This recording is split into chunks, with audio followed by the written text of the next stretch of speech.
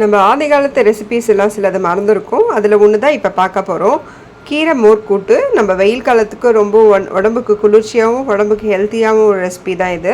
வாங்க இது எப்படி செய்கிறதுன்னு பார்க்கலாம். நான் வந்து கீரை 2 கட்டு எடுத்திருக்கேன். அது கூட ஒரு 3 பச்சை மிளகாய், கொஞ்சம் சீரகம் போட்டு அது ஒரு பக்கம் வேக வச்சுருக்கேன். இன்னொரு பக்கம் ஒரு முடி தேங்காய் எடுத்திருக்கேன். அது கூடவே ஒரு 4 பச்சை மிளகாவை போட்டு அரைச்சி வச்சுட்டேன். இது கூட தயிர் சேர்த்துக்கலாம்.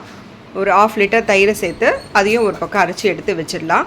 அடுத்து கடாயில் எண்ணெய் போட்டு கடுகு போட்டு தாளிச்சிட்டு காஞ்ச மிளகாவையும் கருவேப்பிலையும் தாளிச்சிட்டு பூண்டையும் வெங்காயமும் கொஞ்சமாக தாளிச்சிடலாம். எல்லாம் நல்லா வதங்கினதும் கீரையை வந்து வேக வச்சுருக்கோம்ல அதை வந்து இது கூட சேர்க்க போகிறோம். இப்போ இதெல்லாம் நல்லா வந்துச்சு பாருங்கள். கீரை சூப்பராக வெந்து வந்திருக்கு. அதை லைட்டாக ஸ்மாஷ் பண்ணிவிட்டு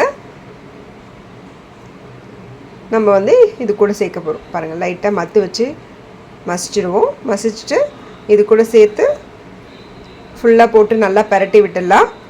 எல்லாத்தையும் போட்டு நல்லா ஒன்று சேர்த்து பரட்டி விட்டுடுங்க. விட்டுட்டு ஒரு 2 மினிட்ஸ் அப்படியே வச்சுட்டு ஃபைனலாக நம்ம அரைச்சி வச்சுருக்க விழுதை இதோடு சேர்த்து நம்ம நல்லா கலக்கி ஒரு 2 நிமிஷம் கொதிக்க விட்டோன்னா கீரை மோர் கூட்டு ரெடி ஆகிடும். உங்களுக்கு காரம் பார்த்துக்கலன்னா பெப்பர் தூள் ஆட் பண்ணிக்கோங்க. சூப்பரான கீரை மோர் கூட்டு ரெடி.